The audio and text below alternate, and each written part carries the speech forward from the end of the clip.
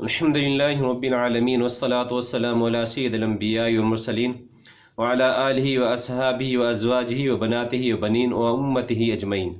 السلام علیکم ورحمۃ اللہ وبرکاتہ۔ معزز سامعین و ناظرین، ایک سوال آیا ہے، پوچھا گیا ہے کہ کیا مرد جو ہے وہ کس قسم کی انگوٹھی پہن سکتا ہے؟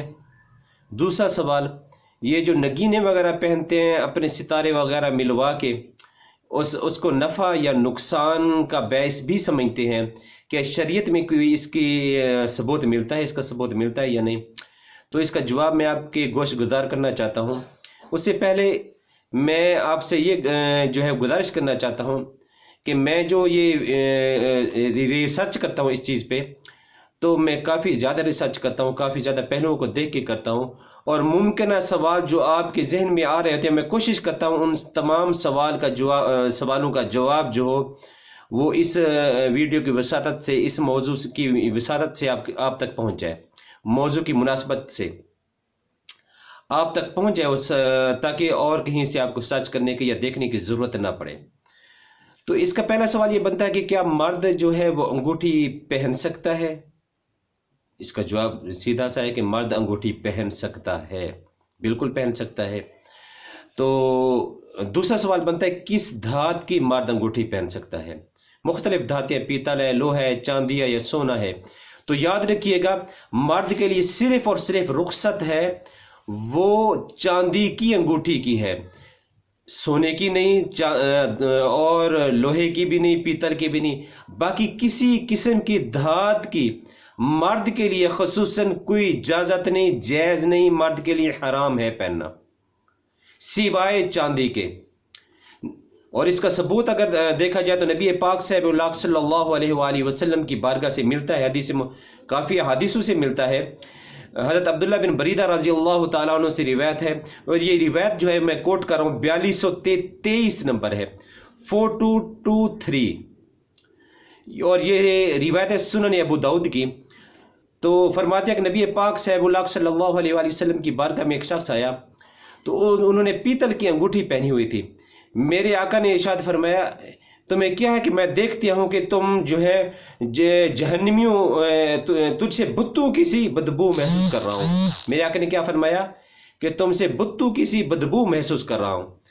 تو اس نے وہ اتار کے پھینک دی، پھر وہ جو ہے وہ لوہے کی پہن کے آ گیا۔ میرے آقا نے فرمایا، میں کیا دیکھتا ہوں تمہیں کہ جہنمیوں کا سا زیور تم نے پہنا ہوا ہے، میں تمہیں دیکھتا ہوں کہ تم نے جہنمیوں کا سا زیور پہنا ہوا ہے۔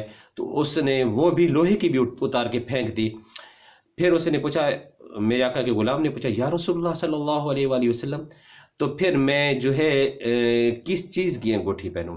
میرے آقا نے فرمایا، چاندی کی پہنو، اور جس کا وزن جو ہے وہ 1 مسکال سے کم ہو۔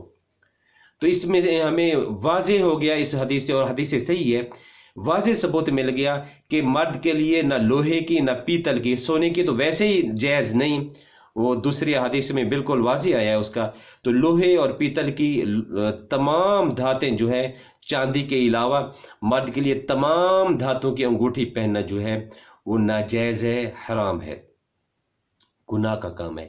چاندی کی میرے آقا دو جانے رخصت دی، وہ بھی وزن کتنا چاندی کا، وہ میرے آقا نے 1 مثقال بتائے۔ مثقال عربی کا جو ہے وزن ہے، جس کا اگر ہم موجودہ جو ہے وزن چڑھ رہے ہیں سونے کے یا چاندی کے، اس کا حساب سے دیکھا جاتا ہے اس کا وزن بنتا ہے 4.5 ماشے سے کم۔ تو 4.5 ماشے سے کم انسان انگوٹھی پہن سکتا ہے، جائز ہے، اور چاندی کی جائز ہے۔ اس کے علاوہ جتنی بھی دھاتیں ہیں تمام کی ناجائز ہے۔ خواتین کے لیے رخصت ہے، جو مرضی پہنے۔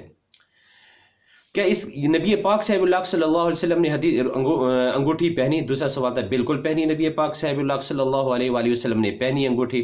میرے آقا دو جہاں نے نگینہ بھی پہنا۔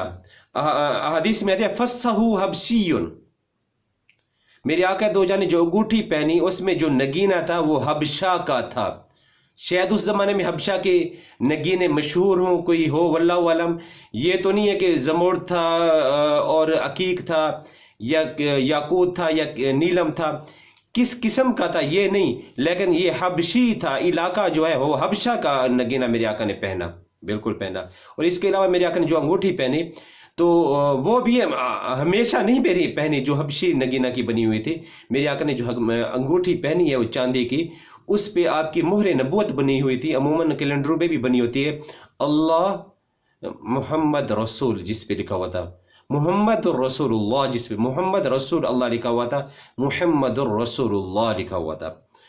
تو جناب فاروق اعظم رضی اللہ تعالی عنہ آپ نے بھی انگوٹھی پہنی. آپ کے انگوٹھی پہ لکھا ہوا تھا کفا بالموت واعظا، کفا بالموت واعظا. آپ کی انگوٹھی پہ یہ لکھا ہوا تھا جس کا مفہوم بنتا ہے کہ انسان کو کوئی بھی چیز نہیں سمجھا سکتی، اگر سمجھانے والی چیز ہے تو وہ موت ہے. یہ لکھا ہوا تھا بالکل حضرت فاروق اعظم کی انگوٹھی پہ. تو اس سے پتہ چل گیا کہ انگوٹھی جو ہے وہ چاندی کی پہننا مرد کے لیے جائز ہے، اور جس کا وزن 4.5 ماشے سے کم ہو. اور اس میں نگینہ بھی میرے آقا نے پہنا، حبشی نگینہ پہنا، تو نگینہ بھی اس میں پہن سکتے ہیں، جو مرضی پہنے. ہاں ایک بات یاد رکھیے گا، یہ جو نگینے پہنتے ہیں نا، یہ سوائے زیب و زینت کی اور ان میں کوئی اصل نہیں، شریعت میں کوئی ان کا ثبوت نہیں ملتا کہ یہ نفع دیتے ہیں یا نقصان دیتے ہیں. یاد رکھیے گا، نہ ہی ان سے ہمیں یہ ظن رکھنا چاہیے، ان سے گمان رکھنا چاہیے کہ یہ نفع یا نقصان دیتے ہیں. اگر یہ ظن رکھیں گے یہ نفع یا نقصان کا، یاد رکھیے گا بالکل یہ شرک خفی بن جائے گا. تو اللہ تبارک و تعالیٰ اس سے محفوظ رکھے، بالکل ایسا نہیں کرنا. پہننا ہے تو سنت سمجھ کے، نبی پاک کی سنت ہے تو یہ، اور زیب و زینت کے لیے پتھر ہے یہ استعمال ہوتے ہیں. ان شریعت میں کوئی اصل نہیں ملتی کہ یہ نفع یا نقصان دیتے ہیں، یہ پتھر ٹوٹ جائے یہ نقصان کے علامات ہے کہ نقصانوں کو کوئی بھی اصل نہیں ہے. جتنے بھی توہمات ہیں یہ لوگوں کے توہمات ہیں، بالکل شریعت میں ان کو کوئی اصل نہیں ہے. آگے پھر سوال ہے کہ جو ہے ان کا ایک سوال، بہرحال مختصر میں آپ کی خدمت پہ عرض کر رہا ہوں کہ آپ جو ہے انگوٹھی پہنے، سنت سمجھ کے پہنے، چاندی کی پہنے، 4.5 ماشے سے کم پہنے. اس کے علاوہ تمام دھاتوں کی انگوٹھی پہننا جو ہے ناجائز ہے اور حرام ہے. اور نگینہ بھی پہن سکتے ہیں، جو مرضی پہنے، لیکن وہ نگینہ کیا ہوگا، وہ نگینہ جو ہے وہ زیب زینت کے لیے ہوگا. اس سے اعتقاد نہیں رکھا جا سکتا کہ نفع یا نقصان کا، جو یا کاروبار میں ترقی کا، یا درازی عمر کا، یا دشمنوں سے بچاؤ کا، کوئی بھی یہ حادثات سے بچاؤ کا، بالکل نہیں. اللہ رب العزت کی ذات بچانے والی ایسے تو توہمات رکھنا شرعاً ناجائز ہے، اور انسان کو اللہ رب العزت کی رحمت سے دور لے جانے کا سبب بنتے ہیں، بالکل ناجائز ہیں. اگر قیمتی پتھر ہے اس جہان میں جو انمول ہے، نہ بیچا جا سکتا ہے نہ اس کی قیمت ادا کر سکتا ہے، وہ ایک ہی پتھر ہے، وہ ہے حجر اسود جو متبرک ہے اور جنت سے ہے. اس کے علاوہ جتنے بھی پتھر ہے وہ اس سے ہیچ ہے. تو اللہ رب العزت ہمیں جو ہے وہ عمل کی اور شریعت کی سمجھ عطا فرمائے. آمین بجاہ النبی الامین صلی اللہ علیہ وآلہ وسلم. السلام علیکم ورحمۃ اللہ وبرکاتہ.